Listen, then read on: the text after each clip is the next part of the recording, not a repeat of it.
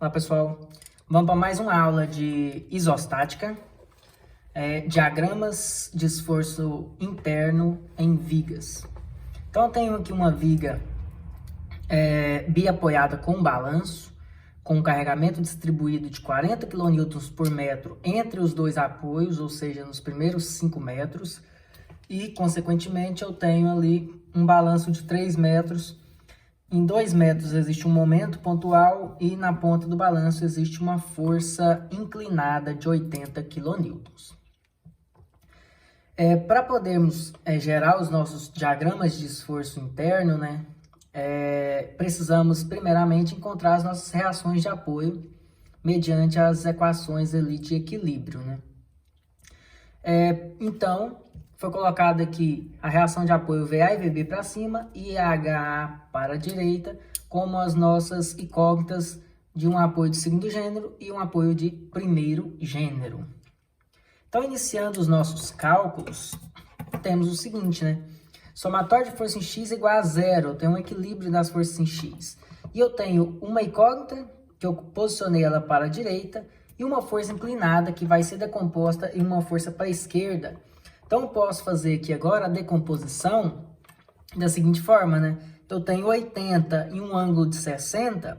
Se eu tirar cosseno de 60 e multiplicar pelo nosso 80, É claro que aqui no sentido horizontal, eu vou ter 80 vezes meio e, consequentemente, eu vou ter aqui uma força horizontal no valor de 40 kN. Agora, na vertical, no nosso componente y, que é em relação ao seno do ângulo, seno de 60, vezes o valor de 80, nesse caso aqui na vertical, vai gerar uma componente em y para baixo, no valor de 69,28. Então, já conseguimos ali decompor a nossa força inclinada em uma força horizontal e vertical. Com isso, eu consigo fazer nosso somatório de força em X, que eu tenho o HA para a direita, positivo, menos o 40 para a esquerda, igual a zero.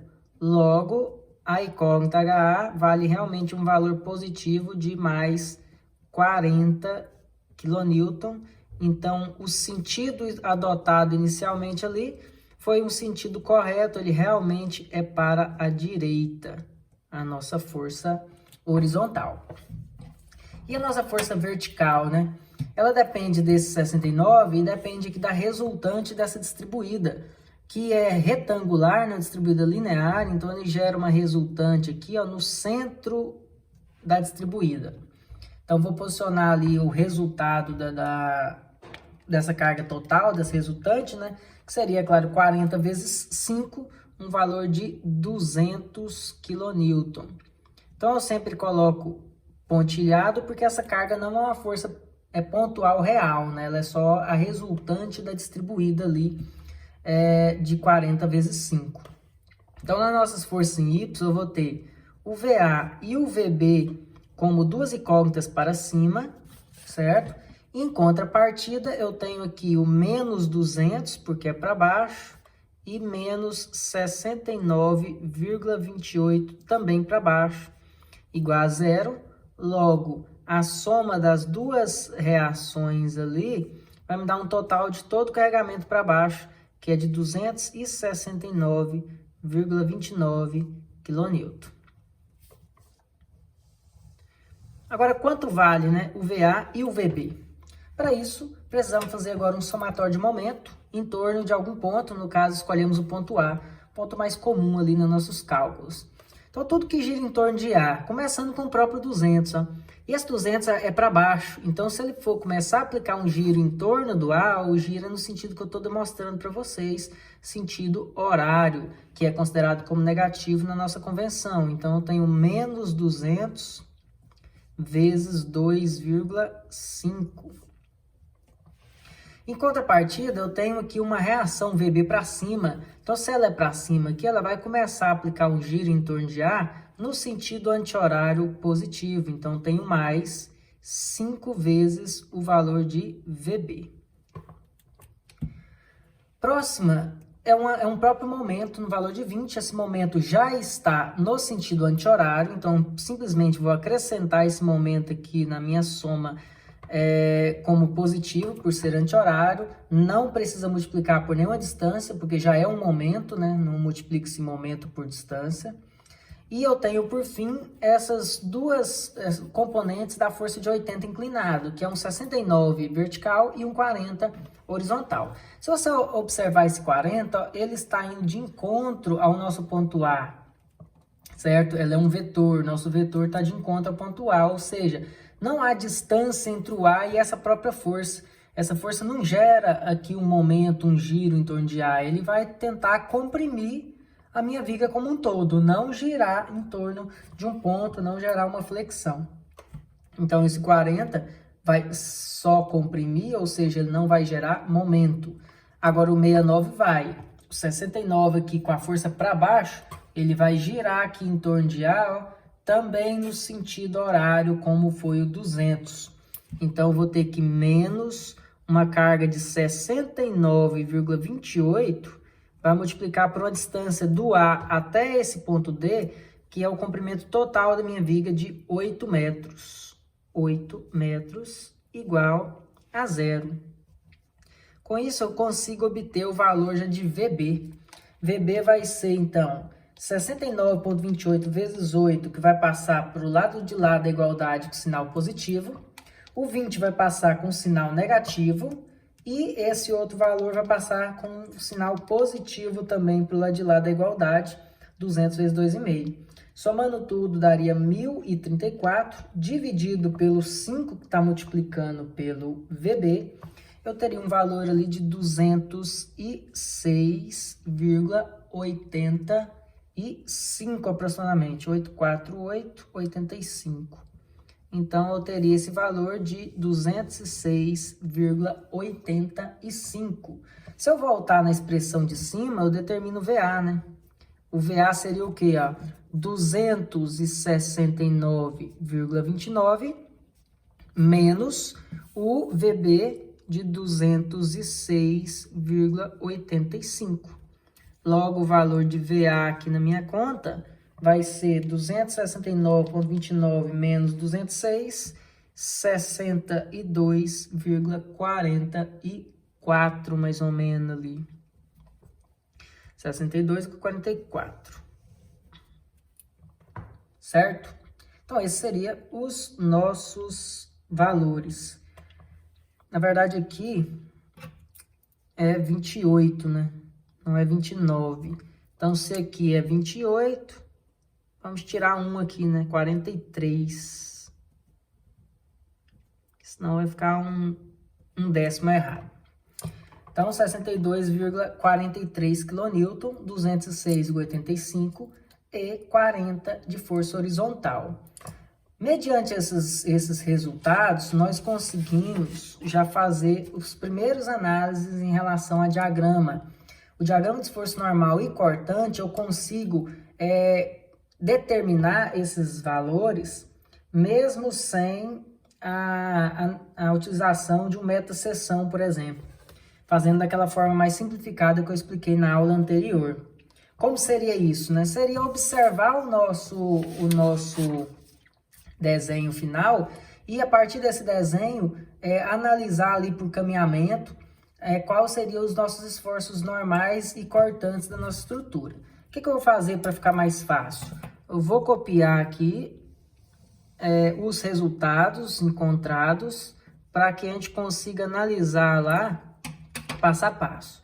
Então, só para ficar mais claro aqui, ó, vou colocar a nossa distribuída aqui de 40, o momento aqui de 20 e as duas forças decompostas, 69,28 e aqui 40. E as reações encontradas, que foi um 40 para a direita, então já posiciono ele da forma como ele realmente apresentou. O VA foi uma força positiva, né, para cima de 62,43. E o VB também para cima no valor de 206,85. Então, com esses dados, fica bem mais fácil de a gente analisar aqui, ó. Então, se eu vou fazer essa primeira análise de esforço normal, eu tenho que ver que em cada trecho, entre A e B, entre B e C, entre C e D, qual seria o esforço normal, ou seja, o esforço de tração ou de compressão. Esse esforço, normalmente, ele age de que forma, né? Ele age no sentido paralelo à minha barra. Se ele for nesse sentido aqui, ele é um sentido positivo porque está tracionando, é tração. Enquanto que, se essa carga está aplicada nesse outro sentido, um de frente ao outro, eu tenho ali uma compressão, porque eu estou reduzindo, então é um sinal negativo, certo? Então aqui o que eu tenho de observação? O normal dá para olhar de uma maneira até mais rápida. Se você tem um valor constante de fora a fora, então todos os trechos vão ter o mesmo carregamento. E esse carregamento é um 40 de compressão do início ao fim, certo? Uma outra dica é o seguinte, se você tiver um exercício que tem muitos carregamentos no sentido horizontal, é claro que nesses trechos vão acabar gerando valores diferentes e aí cada um vai ter que somar a resultante ali em questão.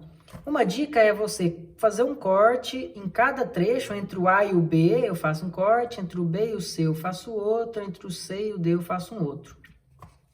Se eu fizer isso, cortar e olhar só para um lado, eu consigo perceber o que está acontecendo. Se eu olhar só para esse lado, esse trecho entre A e B, representado por esse corte intermediário, ele tem uma compressão de 40. Ele está sofrendo uma compressão. O valor aqui, ó, do meu esforço normal, nesse ponto qualquer aí, né, eu marquei o ponto, esse esforço N aqui, ó, ele na verdade, ele vai ser no sentido para a esquerda. Ó. Se eu somar mais N mais 40 igual a zero, N vai ser igual a menos 40, porque vai comprimir, porque na verdade o sentido correto desse N deveria ser nesse sentido, porque está havendo compressão na barra. E se eu fizer um corte mais à frente, ó? Tá vendo que se eu continuar olhando para esse lado, eu só tenho 40, ou se eu olhar para o outro lado, eu também só tenho 40, então só há compressão de 40. E se eu fizer um último corte aqui no último trecho, a mesma coisa, uma compressão de 40 ou uma compressão de 40. Então, de fora a fora, eu tenho os mesmos dados.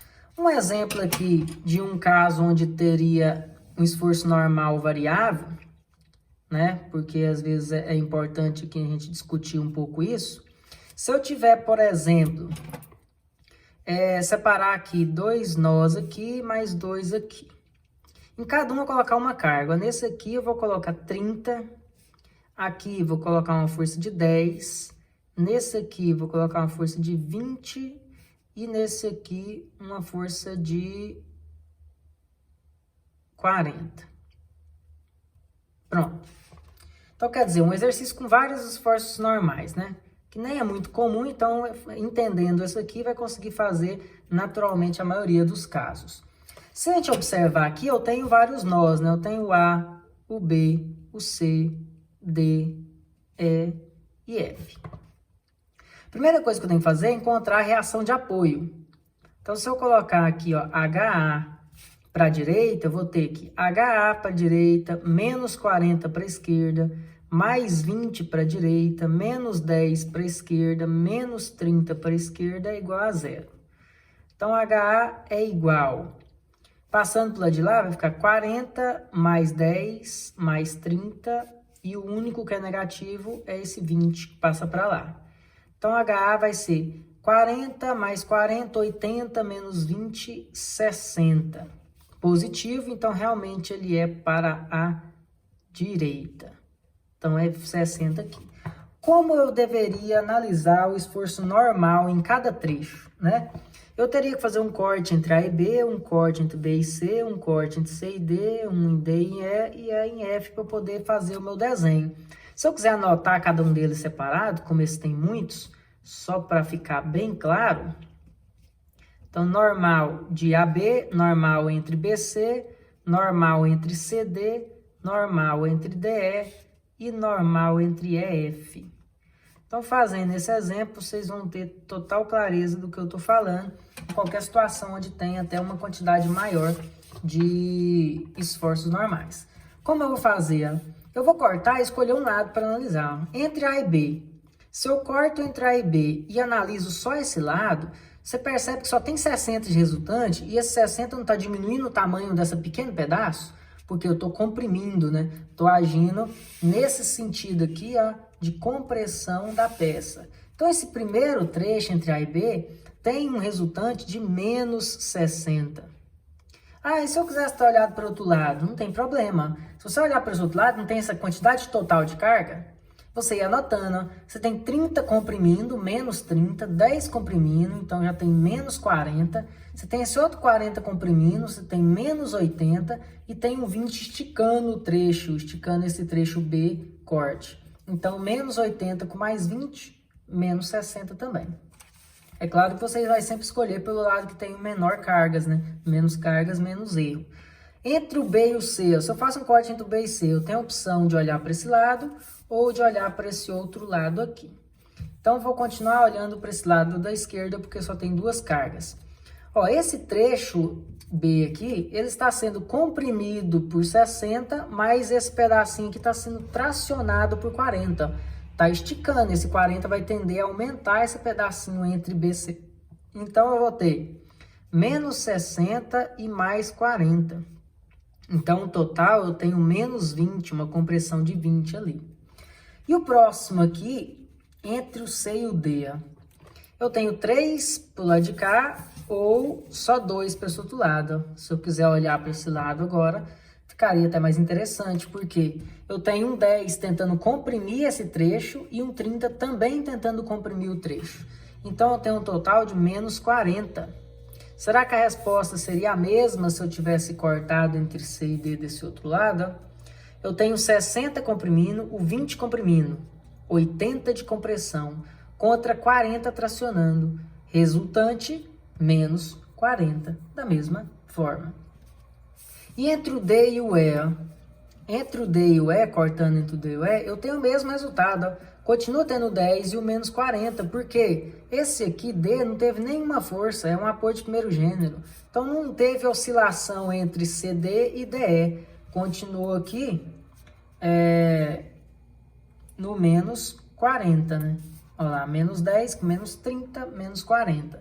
E o último trecho é F, se eu cortar, olhar só para esse pequeno lado, tá comprimindo com 30, então teria menos 30 ali, certo? Se eu for desenhar um diagrama desse, um diagrama que tem lá 1, 2 pontos, mais o apoio, mais 2 pontos, eu teria o seguinte, ó. Entre o A e o B foi menos 60, é o maior, então é constante, menos 60 aqui.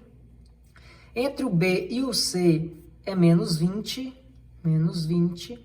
Entre o C e o D e o E foi menos 40 aqui e menos 40 aqui. E no final foi menos 30. Então, eu posso só ligar os pontos, né? Ligo os pontos aqui. E aí gera um diagrama total de compressão, onde ficou oscilando menos 60, menos 20, menos 40, menos 30. E eu teria um diagrama de esforço normal, representando aí essa minha estrutura com várias cargas normais. Entendido? Então, aqui no nosso exemplo, é bem mais simples, né? Nesse nosso exemplo, eu só tenho os 40 em cada ponta. Então, onde eu cortar e escolher um lado para analisar, vai dar sempre menos 40, menos 40 e menos 40. Então, esse diagrama ele é inteiro constante e negativo. O negativo fica do lado de baixo aqui, lá de cima positivo. Tanto para esforço normal quanto para cortante. Só vai inverter para o momento fletor. Então, é de fora a fora aqui negativo, no valor de menos 40. E o cortante. Cortante aqui, eu tenho o seguinte, vamos fazer sempre da esquerda para a direita, né? Sempre caminhando da esquerda para a direita, para seguir a convenção de que para cima é positivo e para baixo é negativo. E se eu quiser fazer de direita para a esquerda, deveria ser ao contrário. Depois eu até posso mostrar isso para vocês quando o desenho estiver pronto. Onde nós faremos o seguinte, ó. Começando no ponto A. Qual é a força de corte, ou seja, a força perpendicular à barra que está tentando cortá-la e não tracionar ou comprimir? Não é mais esforço normal, é esforço cortante. Então, eu tenho uma força de 62 para cima no ponto A. Então, eu já começo com essa força. Então, começa aqui com 62 para cima, vou colocar uma determinada altura aqui só para representar. 62,43 seria a nossa primeira força cortante. O que vai acontecendo agora a cada metro? Ó? Se a gente for analisar, são 5 metros. Ó, no primeiro metro, eu tenho um carregamento de 40 vezes 1. Então, no primeiro metro, tem um peso total aqui para baixo que vale 40. E se eu andar mais 1 metro? Eu tenho mais outro 40 vezes 1. Então, já foi 80. Se eu andar mais um terceiro metro, teria mais 40 que está descendo, né? E um quarto metro, um outro 40. E no quinto metro, o último 40. Quer dizer o quê? Quer dizer que a queda ela é gradativa, né? Ela vai diminuindo de pouco em pouco aqui, ela vai caindo. E ela cai aquele total que a gente tinha somado antes, que foi 40, 40, 40, 40, 40, 40 vezes 5, que é um total de 200. Então, eu vou ter uma queda aqui gradativa, 40 por metro, 4 kN por cada 10 centímetros, 0,4 por centímetro e assim por diante. Então, é uma queda aqui gradativa. E essa queda tem como um total aqui, ó, de 200. Então, ele vem, e essa queda aqui foi um total de 200 para baixo. Então, se caiu 200, que é a nossa resultante da distribuída, eu tenho 62,43 menos 200, vai dar o quê? Menos 137,57. Então, fazendo essa subtração aqui, eu tenho um valor de 137, porque caiu 200. E agora, nesse ponto B, existe uma força pontual para cima no valor de 206,85. Então, se eu for subir esse 206 aqui agora, eu vou subir 137,57 até zerar. E ainda falta, para dar 206, ainda falta que ainda ir para o 69,28. Então, ele atinge uma altura de 69,28. Por que atinge essa altura?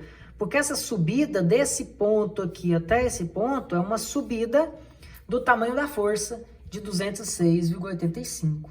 Então, você pega 206,85 menos 137, vai dar os nossos 69,28. Agora, entre o B e o C aqui, ó, nesse trecho, não existe nenhuma força cortante, nem para baixo e nem para cima. Então, nesse trecho, ele é constante aqui, ó, não está sendo cortado. Então, continua 69,29. E entre o C e o D, também não tem nenhuma força aqui intermediária, nem para baixo e nem para cima. Então, de novo, vai ser constante até chegar no ponto final, que é o ponto D. E aí sim, quando chegou exatamente no próprio ponto D, tem uma força para baixo, do mesmo valor da altura que eu tenho. Então, vai descer 69,28 para zerar o meu diagrama, que sempre zera. Então, eu vou ter um trecho positivo, um trecho negativo e volto a ter um outro trecho positivo no meu diagrama de esforço cortante. Certo? Então, nesse diagrama de esforço cortante já está pronto e é um ponto positivo porque eu preciso dessa distância aqui, ó, dessa distância x, para poder encontrar aonde esse meu V está dando zero, porque o meu V vale 62 aqui, ele vai só diminuindo, diminuindo, diminuindo, e em algum ponto aqui ele zera e depois começa a ficar negativo. Eu preciso saber exatamente a distância onde esse meu V é zero, para que eu encontre o momento máximo da minha estrutura, desse trecho ali de viga. Então, eu preciso encontrar o momento máximo deste trecho AB posteriormente. Então, já fica importante essa informação. Lembrando que você consegue até ter uma noção de que distância seria essa. Vamos parar só para pensar um pouco. Se cai 40 por metro, no primeiro metro aqui, ó, vai cair de 62 para 22,43.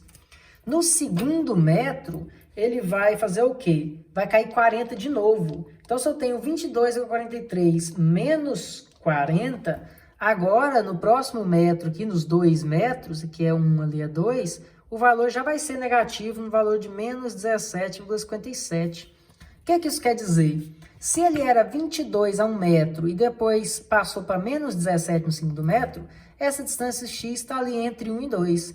E é claro que até um pouco mais de 1,5, porque essa primeira parte é maior do que a segunda. Então, esse resultado vai ser 1,50 alguma coisa, ou 1,60 alguma coisa. Eu já tenho até uma noção do determinado valor que nós vamos encontrar mediante alguns métodos que eu expliquei na aula anterior. Então, o diagrama de esforço normal e cortante já estão definidos aqui. E agora eu tenho algumas maneiras de determinar os momentos para gerar o diagrama de momento fletor. Eu vou dividir a aula em duas agora, para não ficar muito extensa. Então, eu vou passar a parte 2, que seria os cálculos de momento fletor dessa nossa viga.